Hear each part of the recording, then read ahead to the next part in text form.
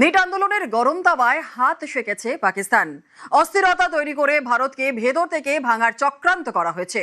শুধু তাই নয়, প্রতিবাদীদের ভিড়ে বিশে গোলমাল পাকানোর চেষ্টা করেছে দাগি অপরাধীরাও। দিল্লি মহারাষ্ট্র পুলিশের তদন্তে সামনে এলো চোখ কপালে তোলা এমনই তথ্য। ভারতের ক্ষতি করা চক্রান্ত হয়েছে পাকিস্তান এবং আরব দুনিয়া থেকে। প্রধানমন্ত্রীর ভিডিও ডিলিট হয়ে যাওয়ার পর এটাকে আর বিক্ষিপ্ত ঘটনা মনে করা হচ্ছে না, কারণ তারপর একাধিক ঘটনা আমাদের সামনে আসছে। এটা একটা ওয়েল কোঅর্ডিনেটেড এফোর্ট বলে মনে করা হচ্ছে এবং তার ফলে এটাকে আর হালকাভাবে নেওয়া যাচ্ছে না।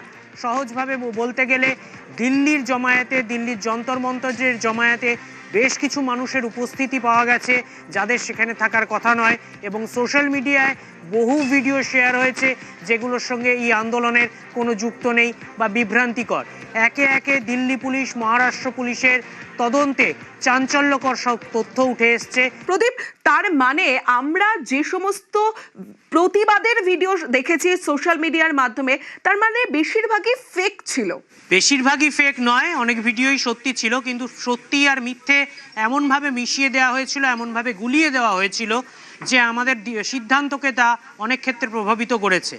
শুধু ফেক ভিডিও নয়, ফেক অডিও ইউজ করা হয়েছে, অডিও ক্লোন ব্যবহার করা হয়েছে, যান্ত্রিকভাবে অডিও তৈরি করে, অডিও মেসেজ তৈরি করে তা কোনো ক্যারেক্টারের মুখে বসিয়ে দেওয়া হয়েছে, ভিডিও এডিট করে বা অন্য কোনো জায়গার ভিডিও সুচারুভাবে তা কোনো একটা জায়গার বলে চালিয়ে দেওয়া হয়েছে।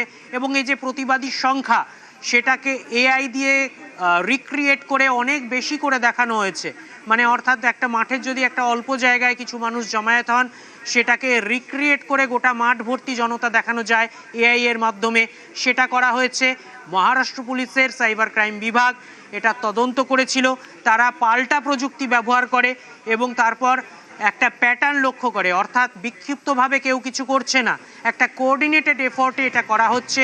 429টা অ্যাকাউন্টকে চিহ্নিত করা হয় বা 429টা সোশ্যাল মিডিয়া প্রোফাইলকে চিহ্নিত করা হয়। সেগুলোর মধ্যে Facebook, Instagram, x handle, YouTube আছে। তারা কন্টেন্ট পোস্ট করেছে এবং এই আশ্চর্যজনকভাবে এটা হচ্ছে যে 429টা অ্যাকাউন্টের মধ্যে, 429টা প্রোফাইলের মধ্যে শতাধিক প্রোফাইল পাকিস্তান এবং মধ্যপ্রাচ্য বা পশ্চিম এশিয়া থেকে নিয়ন্ত্রিত। অর্থাৎ ভারতের যারা ক্ষতি করতে পারে সেই শক্তিগুলি যেসব দেশে সক্রিয়, সেখান থেকে এই প্রচারটা বা অপপ্রচারগুলো চালানো হয়েছে। তার মানে কি? তার মানে হচ্ছে এটাও একটা সন্ত্রাস বা সন্ত্রাসের এটাও একটা রূপ। সরাসরি যুদ্ধে না পেরে কাশ্মীরে এবং ভারতে ছায়াযুদ্ধ শুরু হয়েছিল, নাশকতা শুরু হয়েছিল। সন্ত্রাসের বিরুদ্ধে ভারত কঠিন অবস্থান নেওয়ার পরে আবার একটা সন্ত্রাসের পদক্ষেপ নেওয়া হচ্ছে। এটাকে আমরা সাইবার সন্ত্রাস বলতে পারি। এখানে ভারতের বাইরে থেকে, ভারতের মাটিতে পা না রেখে শুধুমাত্র সাইবার দুনিয়াকে ব্যবহার করে ভারতের মধ্যে অস্থিরতা তৈরি করা যায়। দ্বিতীয় যে জিনিসটা সবচেয়ে বেশি চাঞ্চল্যকর হয়েছে সেটা হচ্ছে দিল্লি পুলিশ।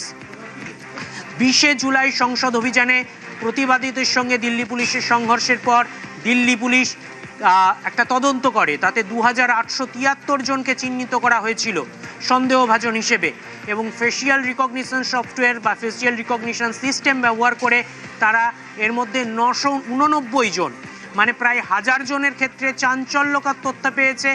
1000 জন দাগি আসামির মুখ মিলে গেছে। আমরা একটা ভিড়ের মধ্যে পকেটমার দেখতে পারি, ছিনতাইকারী দেখতে পারি, যদি অপরাধী ছিচকে চোর দেখতে পারি, তাদের লাভ হতে পারে।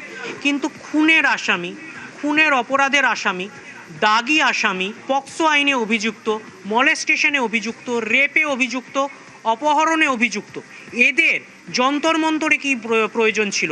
এরা ওই 1000 লোক কি করে ঢুকলো ওর মধ্যে? দেখো, এই যন্তর মন্তরে অনেক কিছুর ওপর না একটা ফুসমন্তর ছিল, মানে অনেক বাইরের ফুসমন্তর এই যন্তর মন্তরে ছিল এবং সেটা কোথাও কাজ করেছে। কারণ একটা সমস্যা কোথায় আমাদের দেশের মানুষের মধ্যে এবং কোথাও হয়তো বাইরের বিদেশেও আছে, সেটা হচ্ছে আমরা কোনো কিছু দেখে কিছু একটা ভালো লাগলো শেয়ার করে বসে থাকলাম বা সেটার ওপর একটা ন্যারেটিভ নিয়ে শুরু করলাম। যখন এই এআই অত খুব ভালো করে সবার প্রচারে আসেনি বা খুব সহজে বলা যেতে পারে সবার কাছে খুব সহজলভ্য এআই হয়ে ওঠেনি, তখন যেটা বারবার চলতো সেটা হচ্ছে টুল কিট।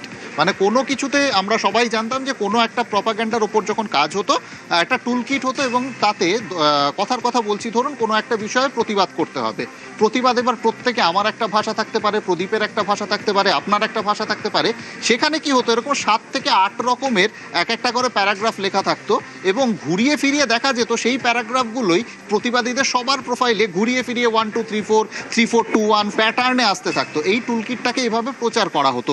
তা এখন এআই এর যুগ, এই টুলকিটের ওপর এআই এখন কাজ করতে শুরু করেছে। এআই এর উপর দিয়ে ভিডিও বানানো যাচ্ছে, ছবি বানানো যাচ্ছে, গোটা সিস্টেমটাকে কন্ট্রোল করা যাচ্ছে। এবং আমি নিজে যখন ফেসবুক বা অন্যান্য সোশ্যাল মিডিয়া প্ল্যাটফর্ম দেখে অবাক হই যে কিছু কিছু ছবি বা কিছু কিছু তথ্য দেখে বোঝা যাচ্ছে কোথাও এর মধ্যে সংশয়ের জায়গা রয়েছে, ভীষণভাবে সংশয়ের জায়গা রয়েছে, কিন্তু তাও সেগুলো শেয়ার হয়ে যাচ্ছে এবং মানুষ সেটার মধ্যে পাগলের মতো কমেন্ট করছেন।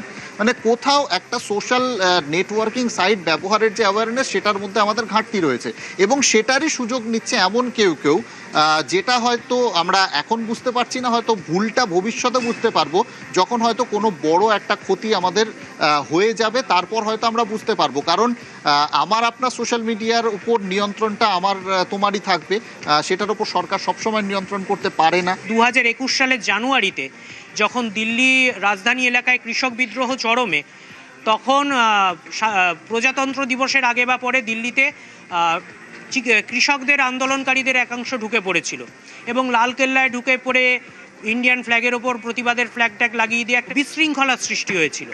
তার কদিন পরে দিল্লি পুলিশ একটা প্রেস কনফারেন্স করে এই টুল কিট শেয়ার করার ঘটনা সামনে এনেছিল এবং ধরা পড়েছিল সেটা একটা বৃহৎ ষড়যন্ত্রের অংশ ছিল।